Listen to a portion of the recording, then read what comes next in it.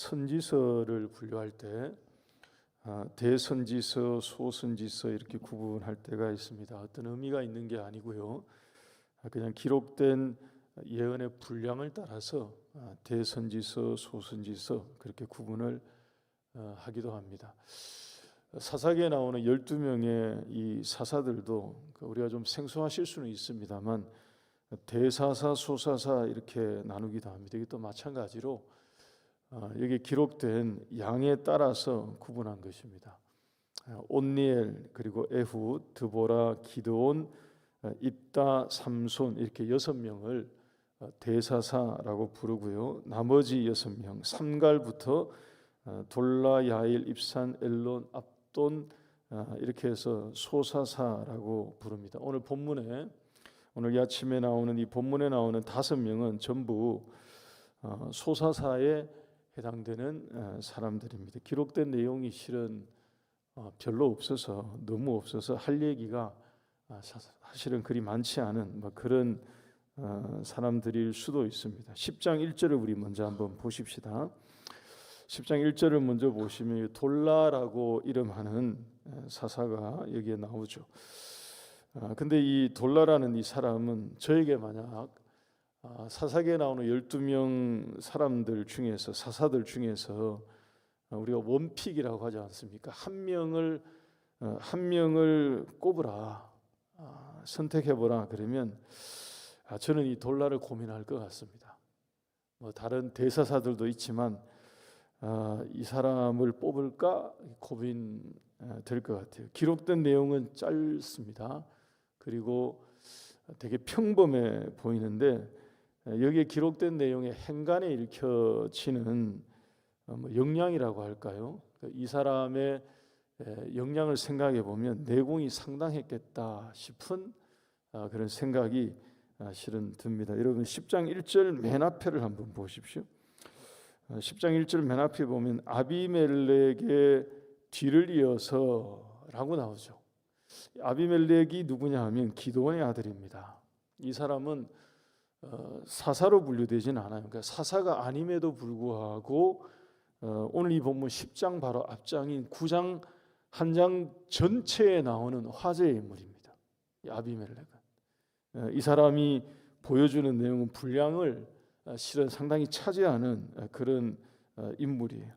어제 말씀에서 이스라엘 사람들이 기드온에게 나와서 우리를 다스리라고 요구했습니다. 그때 사람들이 뭐라고 얘기했는가 하면 당신과 당신의 아들과 당신의 손자가 우리를 다스리라고 말을 했습니다. 그러니까 바꿔 말하면 기드온 가문이 왕조가 되라 하는 것이었는데 여러분 아마 그때에 기드온의 아들들 중에서는 그 얘기를 들으면서 이 마음이 좀 고무되었다고 할까요? 상당히 이렇게 좀 업된 아들들이 있었을 것 같습니다. 아니나 다를까 그 중에 그 기드온 아들 중에 아비멜렉이라는 이 아들은 정말로 자기가 왕이 되려고 했습니다. 이 아비멜렉의 이름의 뜻이 뭐냐 하면 나의 아버지는 왕이시다 그런 뜻입니다. 사람들이 나와서 당신의 가족들이 우리를 다스리십시오라고 했을 때 이 다스리라는 말이 이 말락이라는 이 동사인데요. 왕이라는 단어가 거기서 나왔습니다. 멜렉, 아비멜렉은 내 아버지가 왕이야 이런 뜻입니다. 아마 이 사람은 다니면서 자기 별명을 스스로 그렇게 지어서 자기를 그렇게 소개하지 않았을까 싶습니다. 나의 아버지가 왕입니다. 이러면서 얘기를 한 거죠. 근데 말만 이렇게 하고 다닌 게 아니고요.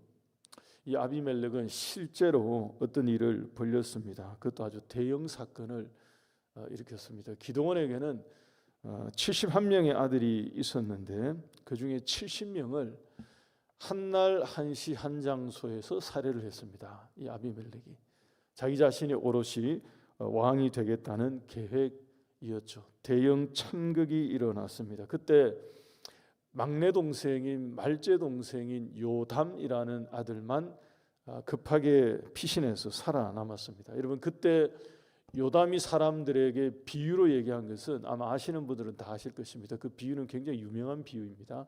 감람나무, 무화과나무, 포도나무, 가시나무의 비유입니다. 나무들이 쫙 나와가지고 감람나무, 무화과나무, 포도나무에게 요구를 했다는 것입니다. 우리 나무들 위에 왕 되어 주십시오. 근데 감람나무, 포도나무, 무화과나무는 겸손해서 마음을 낮췄는데 이 마지막에 있는 가시나무는 자기가 왕 되겠다고, 자기는 왕 하겠다고 나섰다는 것입니다. 그러면서 나무들에게 얘기하기를 자기가 왕 하는 데 있어서 반대하는 그런 나무들은 가시나무가 불을 뿜어서 뭐 다 어찌하겠다, 뭐 이런 식의 위협, 압박, 강압 이런 것을 통해서 이 가시나무가 결국에는 왕 되었다, 뭐 이런 비유를 요담이 사람들에게 얘기를 했습니다. 이거 아비멜렉 얘기죠. 사람들이 군림하는 그 아비멜렉을 좋아하지 않습니다. 근데 힘을 가지고 있으니까 어쩔 수 없이 따라가게 되는 이런 일이 이제 이스라엘 사람들 사이에서 이제 이렇게 서서히 일어나기 시작했습니다. 그러다가 결국 어떤 일이 생겼느냐? 이스라엘 사람들 사이에 전쟁이 발생하게 되었습니다. 그래도 아비멜렉을 따르는 사람들이 있었겠죠. 권력을 가지고 있었으니. 근데 그들과 반대로 아비멜렉을 싫어하는 사람들이 있었습니다. 이들이 나뉘어져서 분쟁 정도가 아니고 실제로 전투가 벌어졌습니다. 9장 49절 말씀 보시기 바랍니다. 사사기 9장 49절 보시면 맨 끝에 보니까 1000명이 한 번에 죽는 그런 전투로까지 번졌습니다. 그러니까 동족 사이에 비극이 이제 일어난 뭐 그런 거죠. 결국 여러분 이 긴 이 전쟁 끝에 아비멜렉이 죽음으로 이스라엘 속에 있던 일종의 내전이 끝나게 되었습니다. 9장 55절 말씀 보시면 이렇게 기록하고 있죠. 이스라엘 사람들이 아비멜렉이 죽은 것을 보고 각각 자기 처소로 떠나갔더라. 여러분 질문을 하나 드리겠습니다. 당시 이스라엘의 분위기가 어땠을까요? 이런 일이 일어났습니다. 분위기가 어땠을까요? 질문할 필요가 없을 것입니다. 여러분 외세의 침략을 막아내는 것보다가 외부의 침략을 막아내는 것보다가 내부의 분열을 하나 되게 만드는 것이 몇 배나 더 어렵다고들 얘기합니다. 한번 갈라진 마음을 회복시키는 것은 여러분 정말 어려운 일이죠. 여러분 사람 마음이 그렇게 쉽게 안 되거든요. 예수님께서 그것 때문에 십자가에 달리셨다고 아무리 얘기해도 요지부동인 경우들이 많습니다. 이스라엘 사람들의 마음이 서로 갈라졌고요. 골짜기보다가 더 깊은 골이 마음에 패였을 것입니다. 모두가 다 피곤해진 거예요. 모두가 피곤해지고 모두의 마음이 피폐해지고요. 서로 좋아하지도 않고 서로 거리를 두고 서로 가까이 하지도 않습니다. 이스라엘 공동체라고 우리는 이스라엘 공동체라고 얘기는 하지만 한번 생긴 이 분열의 상처가 오히려 지파들끼리 지파별로 경계를 더 나누게 하는 뭐 그런 일이 되었을 것입니다. 이스라엘 사람들 사이에서 지금 외부로부터 사사시되지 않습니까? 하나님이 시험의 때라고 말씀을 하셨습니다. 그들이 정리하지 못한 이방 민족들이 남아 있어서 그들을 공격하는 그러니까 외세의 침략을 막기에도 바쁠 텐데 소위 말해 동족 상잔의 비극이 일어난 것 같습니다. 여러분 우리나라가 6.25 전쟁 이후에 아직까지 나라가 나눠져 있는 거 보십시오. 여러분 이런 게 회복되고 치유되는 것은 이게 보통 어려운 일이 아니죠. 여러분 이 어려운 상황에 이 어려운 일을 누가 하려고 했느냐 하면 바로 이 사람 돌라가 바로 그때 사사가 된 것입니다. 여러분 1절 맨 앞에 나오는 이거 다시 한번 보십시오. 아비멜렉의 뒤를 이어서 이게 글자로는 10글자입니다. 아비멜렉의 뒤를 이어서 글자로는 10글자인데 이 무게는 글자 이상이죠. 여기에 담겨진 이게 그랬겠구나. 이게 어떤 상황에 이 사람이 사사가 되었겠구나 하는 이 생각을 해보면 그래서 사사가 되어서 23년 동안 사사로 있으면서 이스라엘을 구원했다라고 말하고 있거든요. 그러니까 이 한 절로 실은 이 돌라는 충분히 박수받기에 참 박수 받을 만하다 이런 생각이 들 정도로 여기서 이스라엘을 구원했다는 이 표현은 다른 사사들에게서 나온 그냥 사사의 역할을 한 다른 사사들에게서 나온 그런 일반적인 표현이라고 볼 수도 있지만 아비멜렉의 뒤를 이었다 하는 이 말의 의미를 묵상해 볼 때 그냥 이스라엘을 구원했다는 것으로 읽혀지지가 않는다 하는 것입니다. 여러분 더 나아가서 흥미로운 점이 우리 1절을 다시 한번 더 보십시다. 1절 말씀 보시면 1절 상반절에 돌라가 어디 사람이라고 되어 있습니까? 어디 사람이라고 나오죠? 이사갈 사람이라고 나옵니다. 그러니까 이사갈 지파의 사람입니다. 그런데 1절 후반부를 보시면 그가 어디에 가서 거주했다고 나오죠? 에브라임 산지에 가서 살았다고 합니다. 그러니까 에브라임 지파의 땅에 가서 살았다는 거죠. 그리고 2절을 보시면 23년 후에 죽을 때는 에브라임 땅에 묻혔다고 되어 있습니다.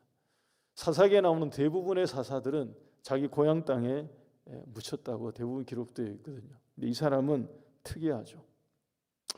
이사갈 사람인데 이사갈 지파의 사람인데 살기는 에브라임 지파에 가서 삽니다. 그리고 죽을 때는 거기 가서 죽어요. 생각해 보게 되는 거죠. 아비멜렉 이후에 참 갈갈이 나뉘어진 그 이스라엘 사람들의 마음을 사사가 되어서 보면서 자기는 어쩌면 그 이스라엘의 회복을 위해서 오히려 고향을 떠나서 자기의 삶을 다른 곳에서 헌신했을 수도 있겠구나. 그리고 죽을 때는 죽음을 맞이할 때는 그냥 그 땅에 사람인 것처럼 묻혔을 수 있겠구나 하는 생각도 하게 되는 것입니다. 여러분 여하튼 이 둘라는 대단한 사건이나 사역을 기록하고 있지는 않지만 이스라엘을 구원하는 그런 사사로 세워져서 쓰임 받았던 것입니다. 근데 같은 소사사들이지만 이 돌라와 다르게 나머지 4명의 이름들은 비교가 됩니다. 오늘 설교 제목에 말씀 노트에 적혀져 있는 것처럼 이 무명의 사사라고 여러분 다 고결하지는 않았던 것 같습니다. 우리가 보통 이름이 있는 유명한 사람 아니고 이름 없이 묵묵히 이런 이미지가 있죠.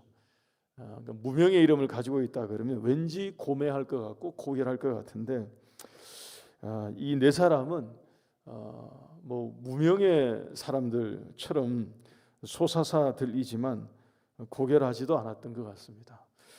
이 4명을 이해하기 수월하게 시간 관계상 한 번에 요약하고 말씀을 마치겠습니다. 이들에게는 공통되는 것이 있습니다. 여러분 화면 한번 참고해 주시기 바랍니다. 이들에게는 없는 것이 공통되고요. 그리고 재밌게도 있는 것도 공통됩니다. 뭐가 없고 뭐가 있었느냐? 이들 4명에게는 하나님이 다른 사사들에게 사용하셨던 것처럼 세워서 역할을 주고 임무를 감당하게 했던 다른 사사들에게 사용하셨던 것처럼 이스라엘을 구원했다는 표현이 나오지 않습니다. 바꿔 말하면 이들은 구원 안 한 거죠. 여러분 이들이 이스라엘의 사사가 되어서 이스라엘을 대체 구원하지 않고 뭘 대체 구원했다는 걸까? 도표를 보시면 이들 모두는 자기 자신들의 이익을 위해서 뭔가를 열심히 한 것으로 보입니다. 야일은 아들 30명에게 어린 나귀를 한 마리씩 줘서 타게 했다고 기록하고 있습니다. 그리고 성읍을 30개를 만들어서 자녀들에게 1인당 하나씩 준 것으로 보입니다. 그리고 그 동네 전체를 야일의 동네라는 뜻입니다. 이 하봇 야일은 야일의 동네라고 불리게 하는 그런 자기 업적을 남긴 것으로 보여요. 입사는 자기 아들의 신부감을 이방 민족에게서 찾았다라고 되어 있죠. 그러니까 밖에서 찾았다 이렇게 표현되어 있거든요.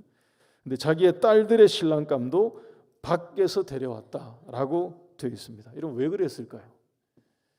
이스라엘 사람들 중에서는 단 한 명도 배우자감이 진짜 없었겠습니까? 이 60명 중에서 이 자기 아들들 중에서 단 한 명도 딸들 중에서 단 한 명도 이스라엘 자손들 중에서는 배우자감을 할 만한 사람이 진짜 없어서 이렇게 했겠냐고. 여러분 이것은 의도죠. 계획이죠. 정략 결혼인 것입니다. 이방 민족들과 자녀들을 결혼시킴으로써 자기의 힘과 권세와 권력을 더 확장하는 이런 여기에 집중했던 그런 사사로 보여집니다.